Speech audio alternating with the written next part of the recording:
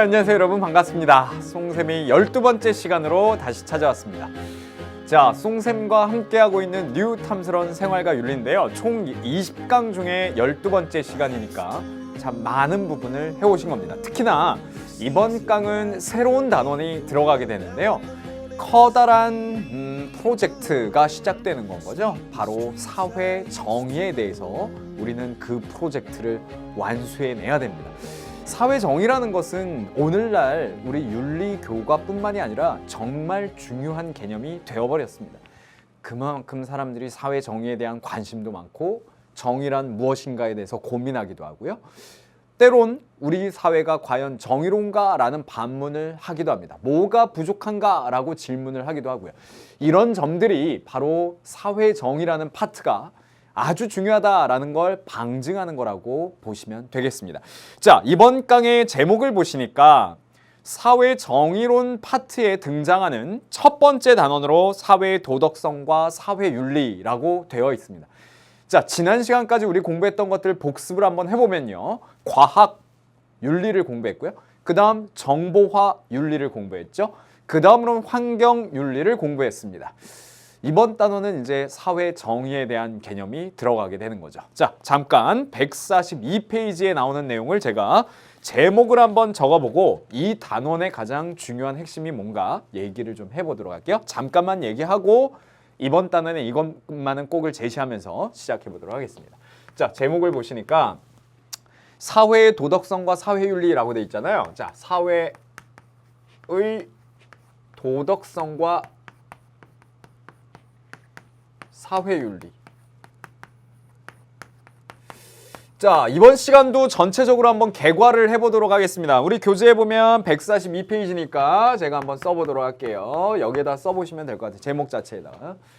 선생님은 가끔 이렇게 수업할 때 제목 자체에 대한 중요성을 얘기를 하는데요. 왜냐면 공부를 하실 때 사탐은요, 특히나 그 내가 지금 걸어가고 있는 그 길이 어디인지 큰 숲을 보는 작업이 굉장히 중요합니다. 그냥 지엽적인 지식들에만 빠지면 이 문제를 푸는데 굉장히 어려운 부분이 봉착하기도 해요. 예를 들면 개념에 대한 문제가 아니라 이해력과 적용력을 물어보는 문제인 경우에는 대단히 이제 어려울 수는 있겠죠. 그래서 큰 숲을 보기 위해선 항상 공부를 하다가 제목을 확인해 주는 작업이 아주 필요하다라는 거죠.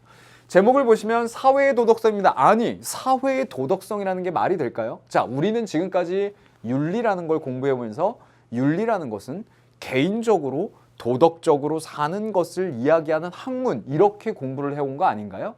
아, 그런데 과연 사회에는 도덕이라는 게 필요하다라는 얘기가 이번 단원입니다. 쉽게 보면 사회라는 거의 정의는 뭔가요? 사회는 구성원들이 일정한 지역에서 공동체 의식을 가지고 모여있는 조직과 집단을 사회라고 합니다. 그죠? 그러면 일단 필요한 게 구성원이에요. 그러면 구성원은 각각의 개인일 겁니다. 각각의 개인. 그죠? 그 다음에 사회 제도도 필요할 거고요. 공동체 의식도 필요하겠죠.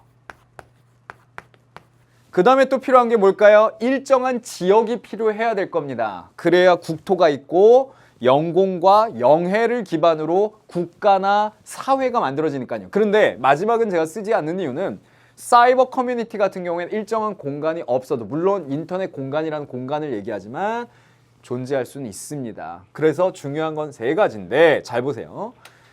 우리가 보통 윤리를 얘기할 때는 구성원들 각각의 개인이 갖고 있는 윤리의식에 대해서 얘기를 많이 해요. 이걸 뭐라고 하냐면 개인윤리라고 합니다. 개인윤리의 포인트가 뭐냐? 개인윤리의 포인트는 양심에 호소하는 거예요. 어머, 그러지 마세요. 사람들을 사랑으로 대하세요. 친구랑 사이좋게 지내세요. 선생님이 들어가가지고 그렇게 얘기하는 거죠. 근데 해결이 잘 될까요? 이건 전통시대의 가치라는 거예요. 왜 사회윤리라는 과목, 사회윤리라는 단원, 사회정의라는 개념이 나왔을까요? 잘 보시면 개인윤리적으로 얘기하는 전통시대의 윤리라는 것은 이제 물 건너갔다는 거예요. 뭔 말이냐면 사회제도라는 게 사회에서는 굉장히 중요하잖아요. 사회는 구성원들이 사회제도와 일정한 공동체 의식을 가지고 만들어진 조직이라고 얘기했죠.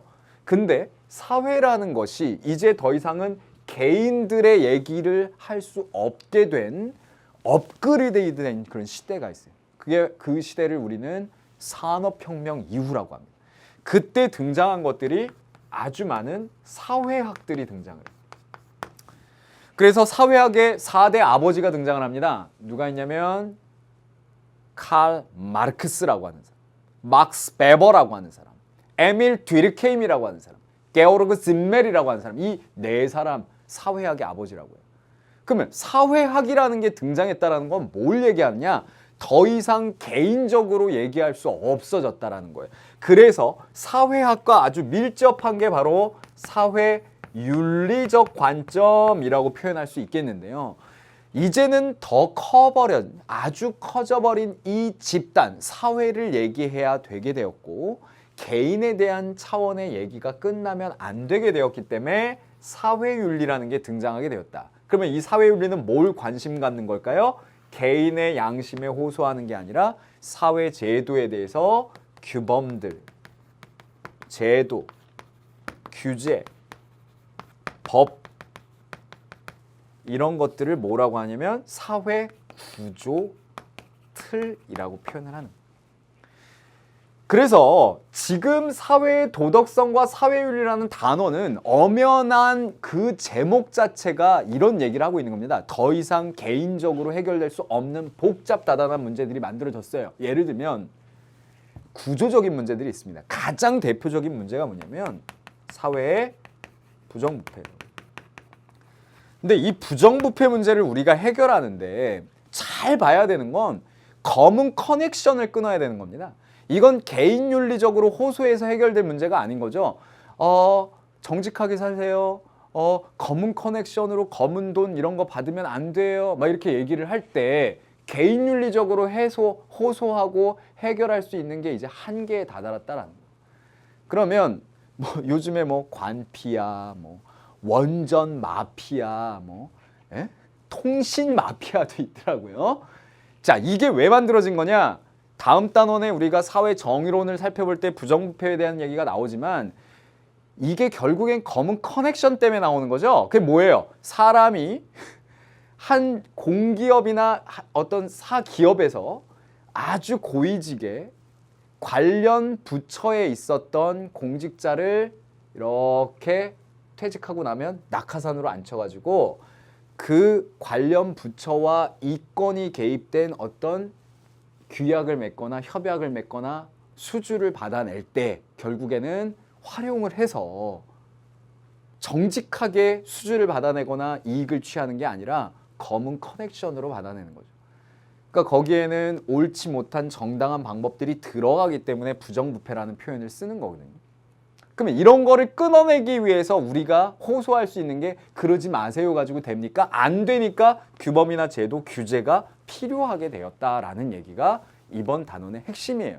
그러면 결국 사회 정의를 위해서는 이러한 사회윤리적인 관점이 굉장히 필요하다라는 거죠. 그런데 핵심은 이게 있습니다. 문제를 풀 때 조심하셔야 되는 게 뭐냐면 사회 제도와 규제, 법만 바꾸면 사회 정의는 만들어질 수 있다. 이러면 맞을까요? 틀릴까요? 틀려요.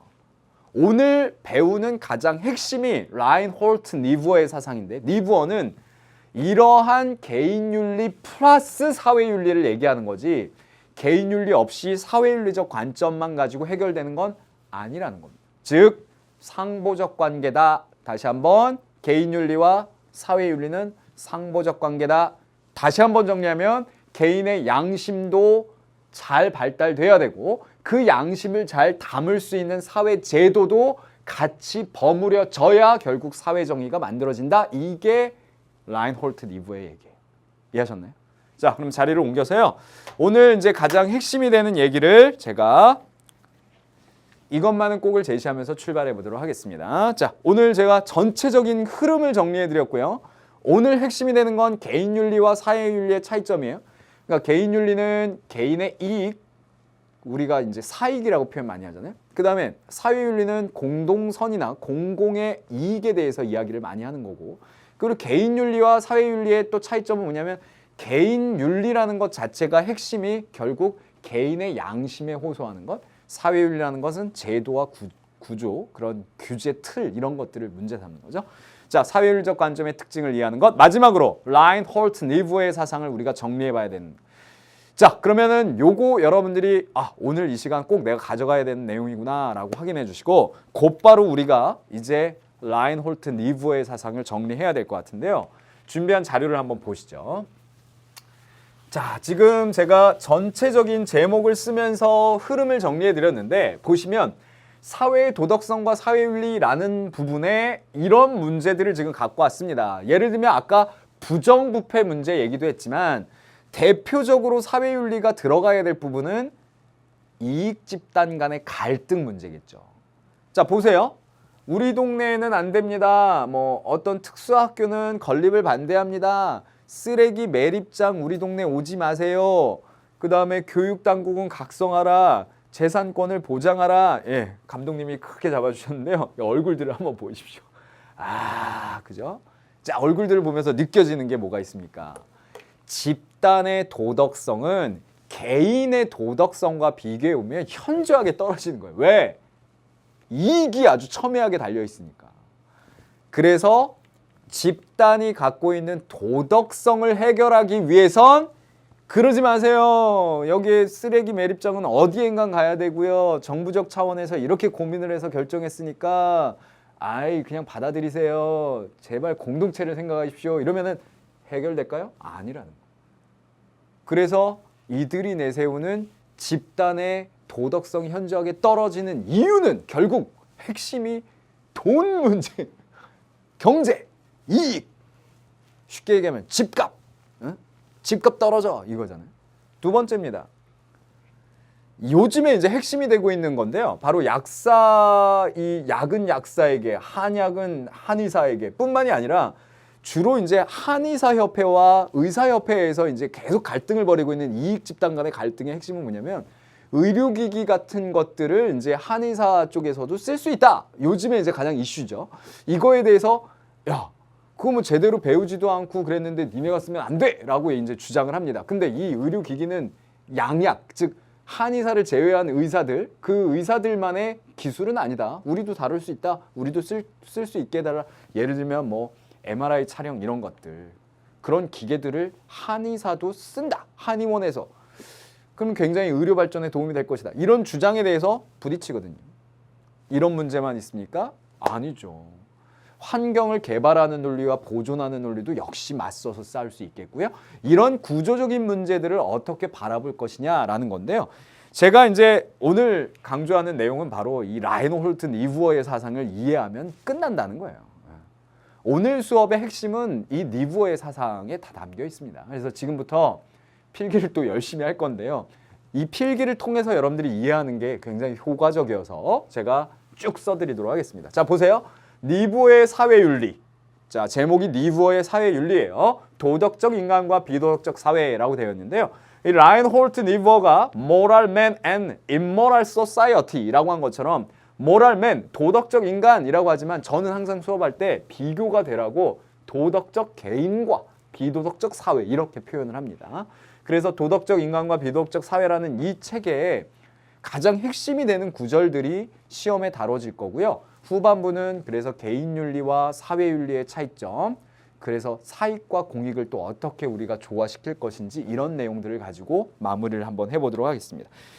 자, 그러면은 지금부터는 필기를 하면서 이 라인홀트 니부어의 사상을 한번 정리를 해보도록 할까요? 자, 첫 번째부터 쭉 얘기를 해보도록 하겠습니다. 자, 그러면은 사회윤리를 얘기하는데 우리는 니부어의 사상을 한번 접근을 해보도록 하겠습니다. 니부어의 관점이라고 쓴 거는요.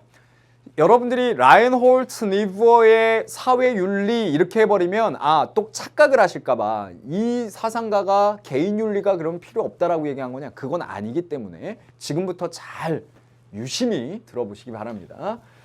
자, 먼저 좀 이 니부어의 사상적인 배경을 좀 얘기를 하도록 하겠습니다. 자, 저와 생활과 윤리 수업뿐만이 아니라 윤리와 사상도 하고 계신 분이 있다면 제가 스토리텔링을 굉장히 강조하는 걸 알고 계실 거예요. 윤리와 사상이라는 과목에서는 더더욱 필요하죠. 물론 생활과 윤리도 스토리를 굉장히 제가 연결을 많이 시키고 있습니다. 사상가는요, 분명히 사상적인 배경이 있겠죠. 저도 저의 환경이나 제가 지금 생활하고 있는 조건들, 같이 만나는 학생들 영향을 다 받거든요. 친구한테도 영향을 받겠지만 뭐 교수님한테 배웠던 것들도 영향을 받겠고요. 그래서 라인홀트 니부어의 사상적인 배경은 우리가 좀 주목을 해봐야 된다라는 겁니다. 그러면 첫 번째로 라인홀트 니부어가 어떤 사상적인 배경을 갖고 있느냐. 이 사람은요, 독일계인데, 자, 유심히 잘 들어보세요. 힌트가 되니까. 독일계인데 미국의 신학자예요. 여기에서 제가 왜 독일계라고 써놨냐면 원래 이름 자체가 칼 폴 라인홀트 니부어입니다. 제가 발음을 강하게 했잖아요. 이 사람이 독일에서 독일계라는 거. 그래서 독일인의 피도 이제 흐르고 있다라는 거죠. 이게 나중에 힌트가 되는 건 거예요. 결국엔 독일 사상가의 아주 대표적인 사상에 심취해 있기도 하거든요. 그래서 독일계 미국의 신학자인데 공부를 또 어디에서 했냐면 예일대학 신학부에서 공부를 한 거죠. 그래서 열심히 이제 종교 그리고 이 계속해서 목회 활동 이런 것들을 하게 되는데 처음에 이제 미국의 신학자로서 활동을 하면서 이분이 심취해 있던 게 이제 자유주의 신학 이런 것들에 빠져 있었는데 그 이후에 자유주의 신학을 비판합니다. 근데 여기에 다른 거는 모르셔도 되고 딱 하나만 여러분들이 이해하시면 됩니다. 이 자유주의 신학이라는 건 뭐냐면 자유주의라는 건 우리가 흔히 얘기하는 뭐 리버럴리즘이라고 표현을 하는데 이 자유주의라는 것은 항상 뭐랑 같이 가냐면 개인의 자유거든요. 집단의 자유는 아니죠. 보통 집단성을 강조하면 전체주의 뭐 이런 걸로 가죠. 근데 이 자유주의라는 건 개인의 자유라는 거예요. 그러면은 초점이 뭐냐면 여기는 이제 개인인데 비판을 한 거니까 개인에게만 호소해서 해결될 수 없는 구조적인 문제를 주목하기 시작했다라는 것을 표시해 놓으시면 돼요. 자유주의 신학만 가지고는 해결될 수가 없겠구나. 그래서 개인적인 차원의 문제로 해결되는 것이 아니라 이제 구조적인 관점에서 우리가 접근을 해야 된다라는 걸 이 사람이 이제 어렸을 때 공부하면서부터 많이 이제 접근을 하기 시작한 거죠. 2번을 보세요. 1, 2차 세계대전 그리고 그의 인생에서 아주 중요했던 사건이 미국의 경제 대공황입니다. 자, 이 사람이 살았던 시기들을 한번 보세요. 굉장히 오랜 기간 사셨죠. 1971년까지 살았지만 태어난 게 1892년이니까요. 이게 어찌 보면은 19세기 20세기잖아요. 19세기, 20세기가 인류사에 보면 굉장히 격변의 시기예요. 우리의 역사도 마찬가지지만 19세기, 20세기에 1, 2차 세계대전이 벌어집니다. 그것을 목도한 사상가에게는 어떤 세계가 펼쳐질까요? 야, 세상이란 정의가 뭘까? 이제 커다랗게 나라 대 나라로 전쟁을 하네? 과연 전쟁이라는 건 왜 벌어지고 저렇게 수많은 사람들이 희생되는 거에 대해서 고민에 빠지겠죠. 미국의 경제 대공황이 엄습을 합니다. 그러면서 느끼는 게 뭐냐? 야, 이 경제적인 문제는 개인의 문제인가? 아니잖아. 그죠? 그러니까 경제 대공황이라는 건 미국의 뭐예요? 자본주의적 문제거든요. 제가 경제 대공황 자체에다가 자본주의적 모순이라고 쓰진 않겠습니다. 자본주의의 모순은 분명히 있겠죠. 그 중에 이제 경제 대공황이 온 것도 맞겠고, 그러나 미국의 경제 대공황 자체가 막 모순돼서 나타난 것보다는 뭐 경제를 운영하는 것 자체가 문제가 생겨서 그럴 수도 있으니까 내적인 모순이라고 보지는 않겠습니다만은 하여간 자본주의의 문제가 나타난 현실적인 상황이 경제 대공황이었다는. 그러면 또 주목이 되죠. 자본주의라는 건 하나의 틀이잖아요. 경제 구조고. 그러니까 개인의 차원에서 접근이 아니라 구조로 접근하게 됐다라는 거고요. 세 번째를 우리가 접근을 해볼게요. 이 사람이 목회 활동을 시작했던 데가 디트로이트.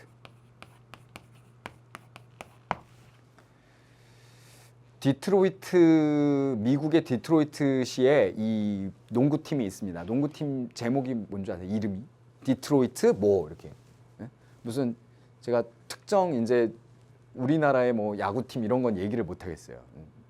저도 이제 좋아하는 야구팀이 있지만 여러분들이 좋아하는 건 다양하니까. 디트로이트는 농구팀이 있는데 디트로이트 뒤에 이름이 뭐냐면 피스톤스입니다. 피스톤은 어디에 많이 들어있죠? 자동차에 많이 들어있죠. 디트로이트시는 가장 유명한 자동차 공업 도시예요. 자동차 공업 도시. 그러니까 공업화, 도시화. 그죠? 아주 구조적으로 도시화되고 공업화된 산업단지란 말이죠. 여러분들 잘 알고 있는 크라이슬러, 그 다음에 제너럴 모터스, 그 다음에 포드. 이 3대 자동차 회사가 다 디트로이트시에 있습니다. 그만큼 이 시는 여기에서 목회 활동을 했던 이 라인홀트 니브어가 보기에는 이 시 자체의 어떤 구조적인 문제들 이런 것들이 들어왔겠죠. 이제 공업화되고 도시화되어 있는 공간들이니까. 마지막으로 아주 중요한 개념이 하나가 나오네요. 이 사람이 사상적인 배경에서 가장 중요한 역할을 했던 게 뭐냐면 라인홀트 니브어가 어렸을 때부터 공부하면서 빠져있던 것이 바로 칼 마르크스의 사상입니다. 마르크스는 아까 제가 얘기했던 대로 4대 사회학의 아버지 중에 한 명 들어갔는데요. 마르크스를 우리가 사회학적으로 분석을 하면 거시사회학이라고 표현을 합니다. 구조적 문제로 접근을 하는 거죠. 마르크스가 가장 관심을 가졌던 게 뭐예요? 이제 드디어 쓰여지면 되겠죠? 자본주의의 모순. 그러니까 분명히 자본주의는 모순이 내적으로 있어서 망한다. 그래서 사회주의라는 프롤레타리아트 독재 시스템이라는 과도기 상태를 거쳐서 마지막에 공산주의라는 유토피아가 도래한다 이거잖아요. 그래서 자본주의의 문제점을 뭐 인간 소외론, 그 다음에 폭력 혁명론, 뭐 사적 유물론, 계급 투쟁론 이렇게 쭉 정리를 한 거란 말이에요.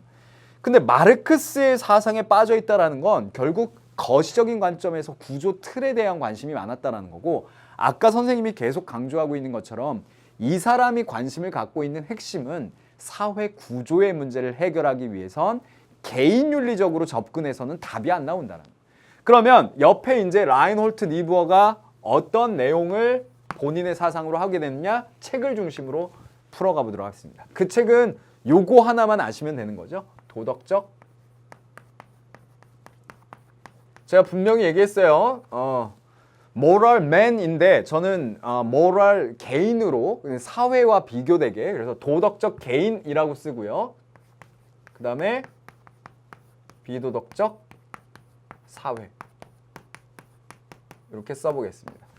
그러면 도덕적 개인과 비도덕적 사회라는 제목에서도 우리가 이걸 분석을 할 수 있을 것 같은데요. 1번입니다. 자, 사회 정의가 실현되지 않는 원인을 분석했어요. 자, 이거 중요합니다. 그랬더니 결론이 뭐냐 땡땡. 결국 사회정의가 실현되지 않고 있는 목표는 뭐예요? 사회정의가 이루어질 수 있다라는 거야. 이렇게 하면, 그죠? 근데 사회정의가 실현되지 않고 있는 원인을 분석해 봤더니 핵심이 뭐냐? 이거란 말이죠. 집단의 도덕성은 현저하게 떨어진다. 자, 제가 쓰지는 않았어요. 근데 시험 문제에 이제 잘 나오는 문장은 이거죠. 집단의 도덕성은 현저하게 떨어진다. 그래서 제가 옆에다가 노란 펜으로 도덕성 자체로만 우리가 비교를 해보면 개인의 도덕성이 집단의 도덕성보다 훨씬 크다라는 거죠. 왜 그러냐면 이게 중요한데 이유는 뭐냐? 이유는 결국 집단은 이익이 더 중요하기 때문에. 그 이익이라는 건 경제적인 이익이 가장 크겠고 그런 것들을 쟁취하기 위한 파워 게임이 펼쳐진다는 거예요.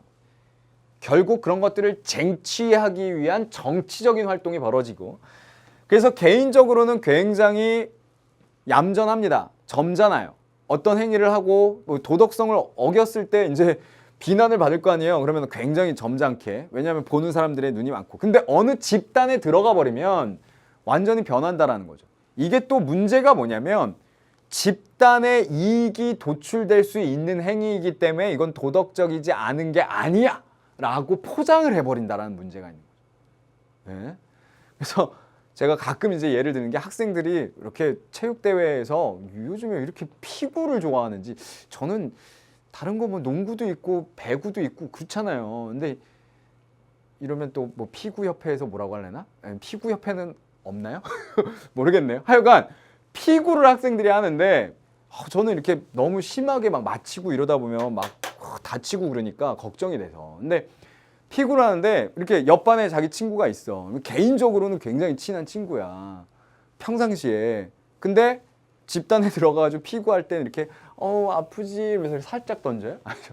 집단의 이익이 있고 체육대회에서 우승해야 되고 피구 종목에서 우승을 하려면 뭐 친구고 뭐가 있으면 확 던지잖아요. 그러니까 포장이 일단 된다라는 거고, 집단의 이익과 목표, 경제적인 성취를 위해서는 개인의 도덕성보다 훨씬 떨어지는 게 이 집단이라는 거예요. 그래서 2번을 주목합니다. 2번이 뭐냐면 결국 리브어가 주목한 것은 전통적인 해법은 뭐가 해법이에요? 사회 정의를 만들어낸 해법을 거부한 거. 여기에서의 전통적인 해법은 뭘까요? 그렇죠. 이럴 때 나와야죠. 개인의 양심에 호소하는 거. 이거 거부했다라는 거예요. 그 다음에 의식을 개선하는 거. 그죠? 뭐 캠페인하는 거, 이런 것들. 이런 것들은 뭐 캠페인하고 의식을 개선한다, 막 교육을 한다, 이런 것들은 굉장히 여러분들 좋아 보이지만 그것은 전통적인 해법이라는 거예요. 그러면 결국 해결할 수 있는 해법은 무엇이냐? 이건 이제 새로운 해법이겠죠. 그건 뭐냐? 결국 개인의 양심에 호소하고 의식을 개선하는 차원이 아니라 사회의 구조의 문제를 문제 삼아야 된다. 예를 들면 제도의 개선, 법규범, 규제장치, 이런 틀들을 우리가 바꿔놨을 때 해결이 될 것이다. 그런데요, 제가 계속 강조했지만 이 두 가지 해법에서 라인홀트 니부어의 핵심은 이건 거죠. 잘 보시면 과거에 이렇게만 해왔는데 사회가 너무 복잡해져서 사회 정의를 만들기 위해서는 요것만 가지고는 안 돼. 그러니까 이것도 필요한데, 그렇다라고 이것만 관심을 갖고 이게 없으면 가능하냐면 그건 아니라는 거예요. 시험 문제에 아주 어렵게 나오는 게 뭐냐면 사회 구조의 문제, 제도의 개선과 규범, 규제 이런 것만 하면 가능하다, 사회 정의가, 이런 식으로 나오면 안 된다라는 거죠. 왜? 뭐라고 표현하냐면 본인의 책에서 개인의 양심에 대해서 증진이 이루어져야 하고 그것을 담을 수 있는 사회 구조에도 관심을 가져야 된다. 그래서 결론적으로 이 두 가지는 상보적 관계라고 마무리로 써야 되는 거죠. 상보가 뭐예요? 상호 보완적이어야 된다. 그래서 과거에 관심을 안 가졌던 사회 구조의 문제, 즉 구조 틀과 같은 사회윤리적 관점이 들어가야 되는데 개인의 양심의 호소, 교육을 통한 것, 의식의 개선이라는 건 기본적으로 있어야 되는 것이다 라는 거죠. 그래서 마무리를 보면 요 방법이 과거에 썼던 개인윤리적 관점이라는 건, 그러면 요거는 사회윤리적 관점이라는 거 요렇게 쓸 수 있겠죠. 이번 시간이 어찌 보면 다음 시간부터 펼쳐지는 사회 정의 파트, 지금 이 파트가 사회 정의에 관한 파트예요. 왜냐면 우리가 이제 생활과 윤리라는 교재 그리고 교과서가 여러 가지를 다루지만 중간에 가서는 이제 사회 정의가 굉장히 필요하고 그런 현실적인 문제들에 대해서 다루는 단원이 나오는 거거든요. 그리고 우리 사회가 이제 계속 복잡다단해지고, 아까 제가 출발하면서 부정부패 얘기를 했지만 그런 검은 커넥션 이런 것들은 제도의 개선이나 구조적으로 접근을 하지 않는 이상은 해결이 안 되기 때문에 이런 걸 우리가 배운다라는 거죠. 그런 일환으로 지금 추진됐던 게 김영란법이라는 겁니다. 가칭. 이 김영란법이라는 걸 저는 학교에서 아마 재작년 2013년부터 그 동영상을 막 보여주면서 학생들한테 수업을 했었어요. 그게 그때 있었던 한수원의 검은 커넥션, 부정부패에 대한 얘기가 막 나오면서 김영란법이 이제 그때부터 막 불거진 거거든요. 실질적으로 이 김영란법이라는 것은 뭐 통과가 될지 안 될지는 이제 모르겠습니다. 선생님이 지금 이제 촬영하고 있는 이 시점에는. 그런데 부정부패를 끊기 위해선 그런 법들이 있어야 된다라는 게 리브어의 얘기입니다. 그러나 법만 있다라고 그러면 다 해결되느냐? 오히려 개인이 양심적으로 그것이 의식이 개선되지 않고 법에만 에이 이렇게 하다 보면 속으로 더 골물걸요. 그러니까 리브어의 얘기는 둘 다 상보적 관계다라고 얘기하는 것을 여러분들이 놓치지 말아야 된다는 거죠. 제가 굉장히 지금 길게 정리를 했었는데 요거 지금 사상적 배경 요런 거는 어디 가도 여러분들이 듣기 어려운 얘기들이니까 잘 정리해 두시고 선생님이 열심히 막 준비해 와가지고 여러분들이 어떻게 하면 조금 더 이 리브어의 사상을 잘 접근해서 문제를 풀어낼 수 있을까라고 정리를 해드린 거니까 잘 가지고 가시기 바랍니다. 어디에? 시험장에.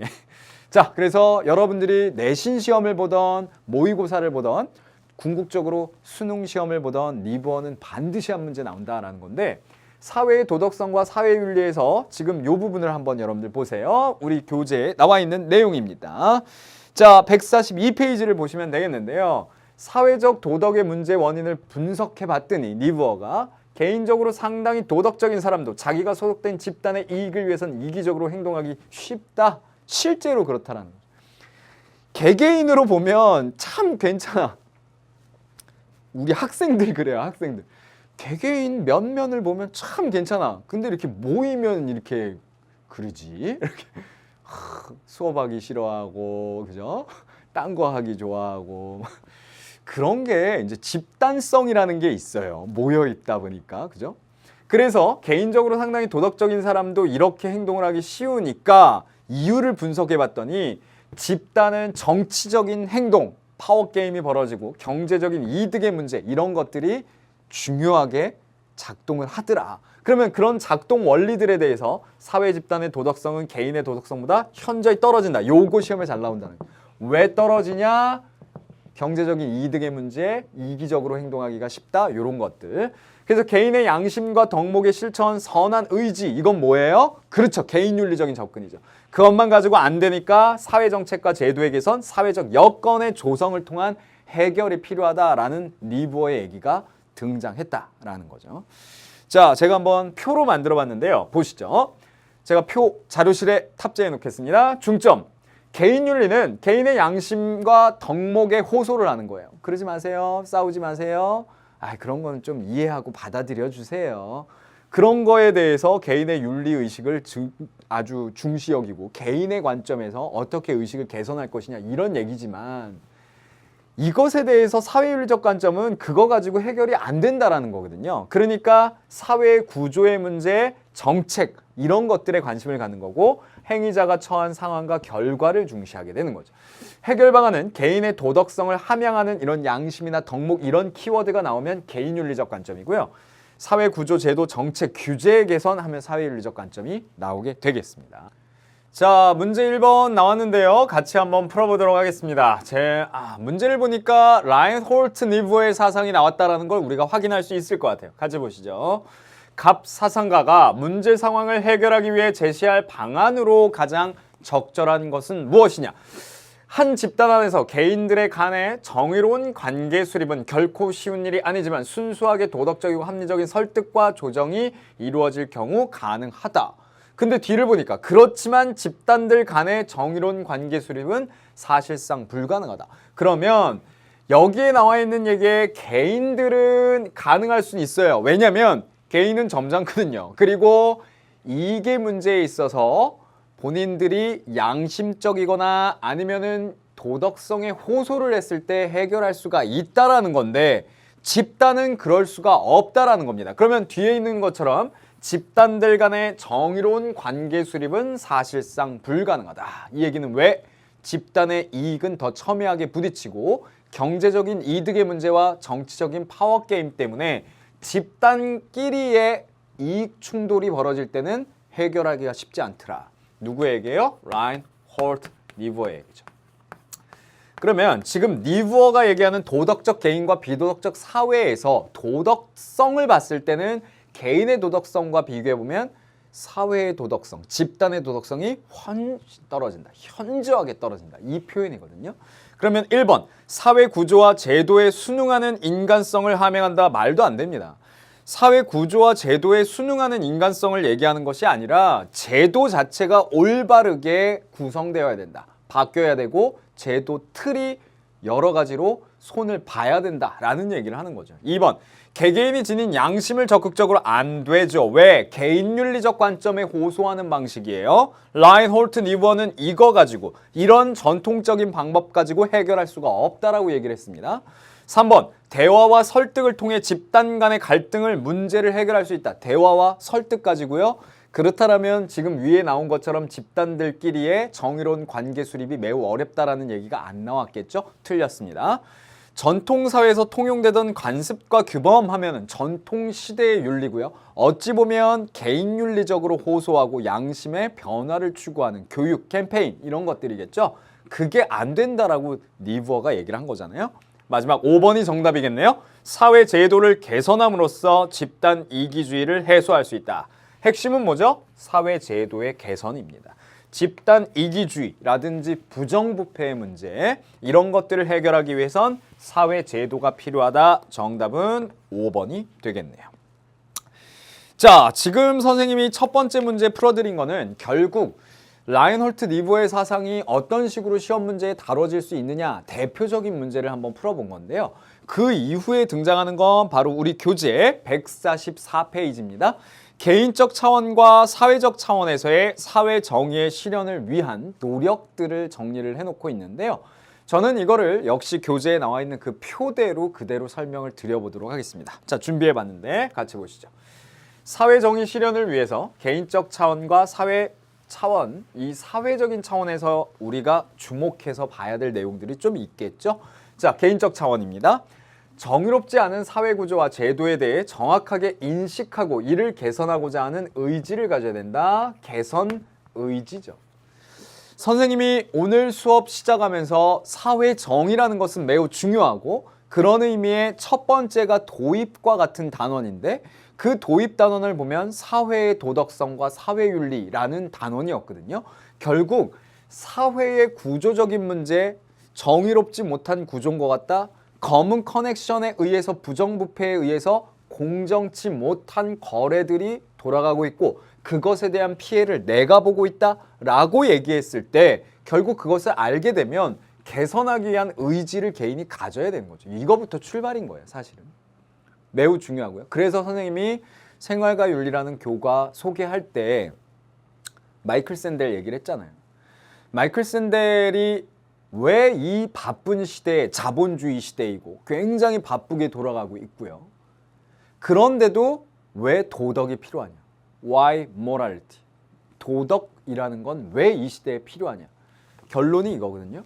공정한 시민사회를 위하여. 즉 내가 이런 의식들을 갖지 않고 부정부패 현상들을 보면서도 내가 직접적인 피해를 보지 않으니까 라고 생각했을 때 그 부정부패에 의해서 만들어진 구조라는 것은 결국 부메랑이 되어서 나에게 돌아온다라는 게 마이클 샌델의 얘기입니다.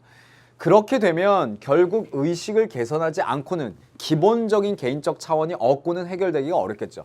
그러나 사회적 차원이 동반이 되어야 되는데요. 정의롭지 않은 사회 구조와 제도에 대한 사회적 논의가 필요해. 예를 들면 청문회, 공청회 이런 것들이 필요한 거죠.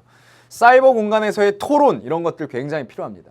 공간만 사이버 공간으로 들어가더라도 아주 활발하게 이루어질 수 있는데 위르겐 하버마스가 얘기한 것처럼 결국 자유로운 토론의 장, 민주적 공론장이라는 게 사이버 공간에서 잘만 유지된다면 분명히 이런 부정부패에 대해서 우리가 고쳐나갈 수 있는 방안들은 많이 만들어질 겁니다. 실질적으로 사이버 공간에서 활동하는 사람들 되게 많아요. 그런 것들 찾아내서 신고하고 언론 활동하고 이런 것들 굉장히 많거든요. 그런 시민사회 운동이 사이버 공간에서 벌어질 수가 있겠고 사회 구조와 제도를 개선할 수 있는 제도적 장치가 마련되면 국민 투표, 국민 발안, 국민 발안은 어떤 법, 제도 이런 것들을 국민들이 제안을 하는 겁니다. 그 다음 국민 소환, 만약에 본인들이 대표성을 띠는 하나의 대상을 뽑아놨는데 제대로 하지 못하고 있다, 적절하지 못하다 그랬을 때는 소환하는 제도인 거죠. 행정심판이나 헌법소원 이런 제도들을 통해서 보완할 수 있을 거기 때문에 두 개인적 차원의 트랙과 사회적 차원의 두 트랙이 함께 가야 되는 것이겠죠. 자, 그러면 이런 것들이 어떤 식으로 문제가 나올까요? 같이 풀어보자. 갑과 을의 입장에 대한 설명으로 옳은 것은 무엇이냐? 갑을 볼까요? 자아의 기획, 개체성, 독창성, 개인적 성취. 이 개체라는 말은 각각의 개인을 얘기합니다. 서구의 근대 철학에서 이 개체라는 건 굉장히 중요했었는데요. 하나의 체계라고 하는 시스템, 하나의 덩어리, 그러한 그 체계, 시스템 이런 개념이 아니라 각각의 개인들을 얘기할 때 개체라고 표현을 하는 거죠. 그러면 여기에서 힌트가 나왔잖아요. 지금 갑은 뭘 얘기하는 거예요? 개인윤리적 접근이죠. 그죠? 그래서 사생활의 팽창을 통해 고도의 자유를 꾀하는 방향으로 나가야 된다. 을을 보니까요. 공동의 목적과 무관하게 정치적 제도를 정당할 수 없으며 공동의 목적 굉장히 중요하다는 공동생활의 참여자로서 그리고 시민으로서의 역할 상관없이 우리의 인격을 생각할 수 없다. 시민으로서의 역할 분명히 있어야 된다는 거죠. 매우 필요한 얘기입니다. 사실 시민교육이라는 건 아리스토텔레스 이래의 고대 그리스 철학부터 계속 강조되었던 것들이고요. 외국에서는 시민교육을 굉장히 강조합니다. 대한민국의 현실은 어떤가요? 시민교육을 거의 관심을 갖지 않고 있어요. 재미난 얘기 하나 해드릴까요? 윤리교과서의 목표 뭘까요? 윤리교육을 통한 민주시민의 양성입니다. 영어교과서 뭘까요? 언어소통을 통한 민주시민의 양성. 거짓말 같아요? 진짜입니다. 수학교과서의 최종 목표가 뭘 것 같아요? 교과 목표. 합리적 사고를 통한 민주시민의 양성이에요. 근데 정작 시민교육에 대해서는 독일이나 프랑스 이런 나라들이 초등학생 때부터 굉장히 강조하는 것과 비교하면 우리나라는 좀 현저하게 떨어지거든요. 그 얘기는 뭐냐면 개개인들이 어떻게 살아가야 되는지 막 윤리 시간에 배우고 이렇게 잘 살아야 돼, 뭐 덕을 실천해야 돼, 뭐 이런 거 얘기하는 거 거기에 머물면 안 되고 시민으로서의 나의 역할은 어때야 되고 공동체 안에서 내가 어떤 제도적인 부분들을 어떻게 바라볼 것이냐 그런 관점입니다. 그래서 사회윤리적 관점도 함께 가야 되는 거죠. 그러면 개인윤리와 사회윤리에 대해서 지금 갑과 을의 입장을 얘기하는 거니까 1번부터 보면요. 갑은 공동선을 바탕으로 공동체 생활을 공유할 수 있다고 본다. 지금 갑의 입장입니까? 을의 입장이라고 봐야 되겠죠. 오히려 개인적인 얘기, 개인 차원의 윤리적 접근이 이루어져야 되는데요. 2번, 갑은 모든 인간은 타인에게 양도할 수 없는 권리를 가진다라고 본다. 이 내용이 바로 개인윤리적 관점에 해당이 되겠죠. 양도할 수 없는 권리가 뭡니까? 일명 천부인권이라고도 하고요. 그것이 나를 형성해서 인격, 인권이 나오기도 합니다. 그래서 뭐 우리가 예전에 이제 배운 것들 보면 뭐 존 로크, 그죠? 내 신체는 내가 갖는 것처럼 내 신체에서 나오는 모든 재산들도 내가 가질 수 있다라는 이런 논리들이 결국에는 타인에게 양도할 수 없는 나의 권리, 인권이고요. 거기에서 나오는 재산권까지도 얘기가 나오는데 그런 관점은 개인 윤리적 접근이니까요. 그래서 2번이 정답이겠죠. 3번. 을은 각 개인이 지닌 자율성을 최대한 보장해야 된다. 자율성을 최대한 보장하는 건 갑의 입장이죠. 을은 공동선과 사회윤리적 관점에서 개인 것만 내세울 수는 없다. 사회의 일환이기 때문에 사회의 구성원이니까 이런 관점이거든요. 자, 그 다음 4번입니다. 을은 개인적 이해관계에 따라 공동의 이해관계가 결정된다라고 본다. 개인적 이해관계에 따라 공공의 이해관계가 결정되라는 건 갑의 입장이죠. 개인윤리적 관점이니까요. 갑과 을은 공동생활은 개인적 취향과 사사로운 감정을 토대로 한다는 건 갑의 입장이지 을의 입장이 될 수가 없습니다. 그래서 이 문제의 정답은 아까 우리가 체크했던 2번이 정답이 되겠네요. 자, 오늘 이제 마지막 문제는 역시 개인적 차원과 공공의 차원, 어떤 개인윤리적 차원과 공공의 차원을 딱 비교할 수 있는 문제가 이 문제인데요. 자, 151페이지에 6번 문제 같이 풀어볼게요. 개인적 차원, 우리는 오늘 사회윤리 아주 강조를 했고 니부어의 사상을 얘기를 했는데요. 보시면 A는 개인적 차원이고 B는 개인적 차원이 아닌 노선이에요. 근데 여러분들이 배운 개념들인데 어떤 개념인지 한번 확인을 해볼까요? 자, 보세요. A윤리에서 밑줄이죠. 보편적 도덕 규칙은 모든 사람이 따라야 하는 행위의 규칙이다. 자, 중요한 개념 보편적 도덕 규칙. 제가 2강에서도 강조했었고 의무론 수업할 때도 강조했었고 누굽니까? 임마누엘 칸트인데요. 칸트 하면 꼭 기억해야 될 게 세 가지라고 그랬죠. 뭐예요? 시계, 북극성, 뉴턴의 물리학. 공통점이 뭐죠? 예외 없는 보편타당한 법칙. 어디에서도 예외가 없다. 그러면은 모든 것에 보편적으로 적용될 수 있는 도덕 법칙이 중요하다. 뒤에 보니까 사회적 속성을 지니지만이에요. 뒤에 그 도덕 규칙이 개인의 준칙에서 비롯된다라는 점에서 개인적 속성을 가진다. 칸트의 의무론인데 칸트가 주목한 것은 한 개인이 어떻게 도덕적인 행위를 하느냐라는 걸 주목한 거고 그것은 의무론이다라고 표현을 하면서 개인의 도덕 법칙을 의무적으로 이행하는 것. 그걸 뭐 정언명령이다 이런 표현을 쓰기도 하는데요. B를 보니까요. 최대 다수의 최대 행복이라고 나와 있어요. 아, 이건 누구죠? 최대 다수의 최대 행복이 도덕적인 행위다라는 명제인데요. 이 명제는 공리주의자입니다.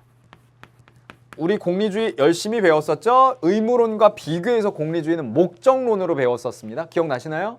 네. 근데 공리주의는 최대 다수의 최대 행복을 얘기한다라는 게 이 공리주의의 가장 중요한 목표가 뭐냐면 개인의 이익과 공동체의 이익이 맞아떨어지는 그 접점, 요게 뭐냐면 유틸리티라는 거.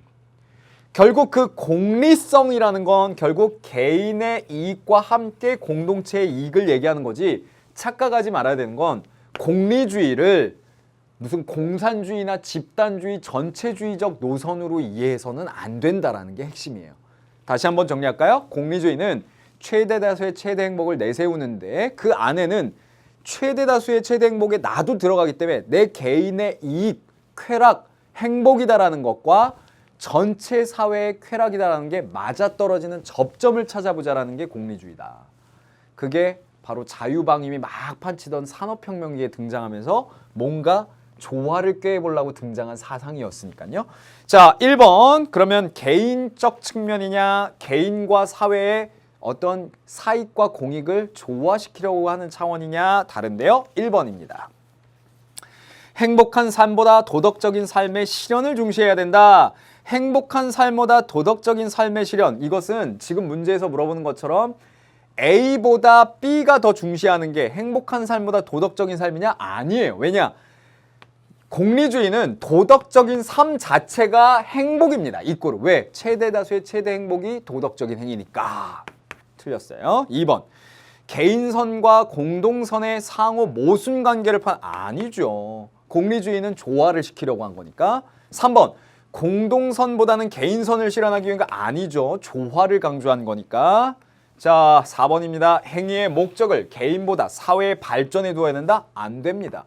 개인의 행복과 사회의 같이 조화를 이루는 게 중요한 핵심이죠. 정답은 5번이겠네요. 개인의 선과 공동선을 상호 보완 관계로 이해해야 된다라는 게 공리주의의 핵심적 가치가 되는 건 거죠. 자, 오늘 수업 전반부에 라인홀트 니부어의 사상을 제가 쭉 정리를 해드린 거 잘 정리해 두시고요. 다음 시간에 정의론까지 이어지게 되는데 아주 중요한 개념들이 막 쏟아지게 됩니다. 자, 다음 시간은 핵심 개념들이요. 사회 정의를 바라보는 그런 정의론 사상가들의 내용들이 나오게 돼요. 다음 시간에 선생님이 미리 가서 준비를 하고 기다리고 있도록 하겠습니다. 자, 다음 시간에 만나도록 하겠습니다. 다음 시간에 만나요. 안녕. 수고하셨습니다.